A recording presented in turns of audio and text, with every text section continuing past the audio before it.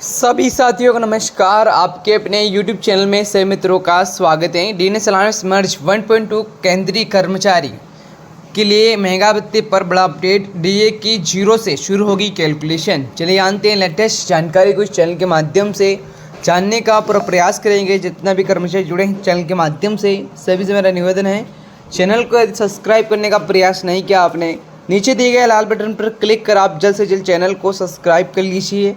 DNS alliance मर्ज देश के 1.2 केंद्रीय कर्मचारी के लिए महंगा भत्ते और बड़ा अपडेट आया है। कहा जा रहा है कि नया वेतन आयोग अप्रैल से अपना कार्य शुरू करेगा, जिससे केंद्रीय कर्मचारियों पेंशन वर्ग के जो वेतन भत्तों बदलाव आएगा। जारी अपडेट से जुड़ी पूरी डिटेल जानने के लिए खबर को पूरा पढ़ लेगा और इस चैनल के माध्यम से ज़रूर बने रहेगा।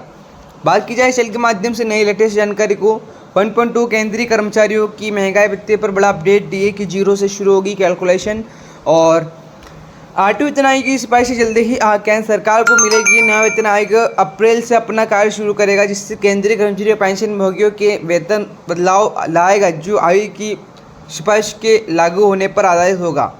इस प्रकार से देखिएगा पूरी अपडेट को। इस चैनल को अभी तक सब्सक्राइब नहीं किया, चैनल को सब्सक्राइब कर लीजिएगा। हालांकि आठवीं वेतन आयोग के लागू होने से महंगा भत्ते पर सबसे बड़ा प्रभाव पड़ेगा, क्योंकि यह फिर से शुरू होगा। यानी नया वेतन आयोग लागू होते ही महंगा भत्ते की गणना नए सिरे से शुरू होगी।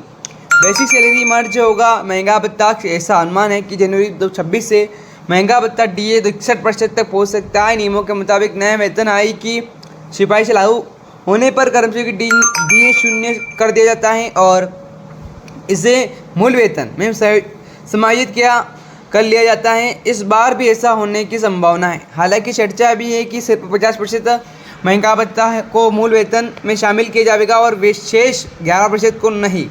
इस पर अभी तक कोई अंतिम फैसला नहीं हुआ है और सरकार ने अभी तक कोई स्पष्ट कारण नहीं बताया है। यह सब नए वेतन आयोग की सिफारिश पर निर्भर करेगा। बात की जाए सर जीरो से शुरू होगी कैलकुलेशन के साथियों। आठवीं वेतन आयोग इसके लागू होने के बाद केंद्रीय कर्मचारी सेंट्रल एम्प्लॉयज़ के नए मूल वेतन पर महंगा भत्ते में डीए की गणना शुरू होगी और शून्य से शुरू होगी। उदाहरण के तौर पर यदि किसी कर्मचारी का मूल वेतन 34,200 रुपये है जनवरी 2026 का, उसका डीए शून्य होगा। इसके बाद जुलाई 2026 से इसमें 3 से 4% जो भी उस समय डीए होगा तय होगा की बढ़ोतरी होगी। फिर इसी आधार पर आगे की गणना कैलकुलेशन चलती रहेगी। डीए के शून्य होने का आसार अन्य भत्तों पर भी पड़ेगा। क्यों शून्य से होगा महंगा भत्ता?